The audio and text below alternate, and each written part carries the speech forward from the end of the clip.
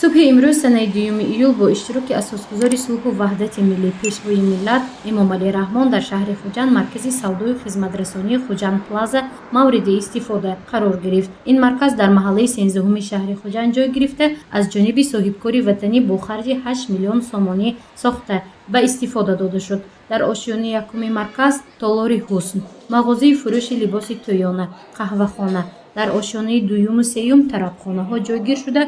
در آشیانه چهارم مرکز بازی و شغل کودکان تأسیس می‌یابد. امروز با اشتراک جناب عالی محترم امام علی رحمان کاشانه حسن تالار عروسی گشاده شد. بانوان میتوانند در اینجا بیایند. ما با نرخ دسترس خدمترسانی‌های گوناگون را پیشکش می‌کنیم. عروس را آماده می‌کنیم، ناخن آرایش می‌دهیم، آرایش موی، آرایش روی.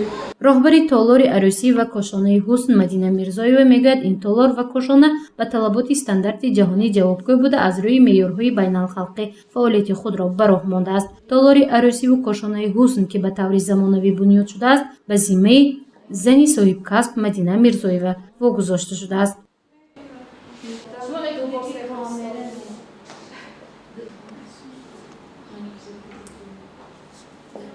همچنین پرزیدنت کشور امام علی رحمان در تالار قهوه‌خانه خوجند پلازا با کودکان یتیم ملاقات کردند. این دختری که 17 ساله دلافروز سیدова میباشد. او با امر تقدیر از والدانش محروم مانده است. میگوید که برایش صحبت با پیشوای ملت محترم امام علی رحمان افتخاری بزرگ است.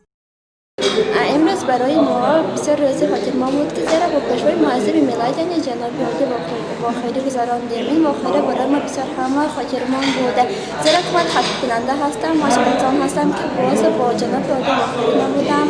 آن شخص ما را با عید وحدت تبریک و تهنیت نمودند، از حال ما یتیمان باخبر شدند و ما سوال‌ها به میان آوردند که در تعطیل تابستانه به چه کارها مشغول هستیم، کدام کتاب‌ها را می‌خوانیم و در آینده چه شده می‌خواهیم. من کتاب‌های نویسنده عرب آیزی قانی غمگین و شعر و نصیحت‌های مدرنه. بسیاری وقت من کتاب‌های فنی نصیحت را می‌خوانم، زیرا که آنها را بسیار دوست می‌دارم. در آینده حقوق‌شناسی را می‌خوانم. برابر دلافروز سعید و باز 50 نفر دیگر کودکان و نورسان بعد ملاقات با اساسگزار صلح و وحدت ملی پیشوای ملت محترم امام علی رحمان صاحب تحفه‌های خاطره‌ای گردیدند. گزارش مفنش کرو نعیم جان ایوبوف برای برنامه اطلاعاتی خبر.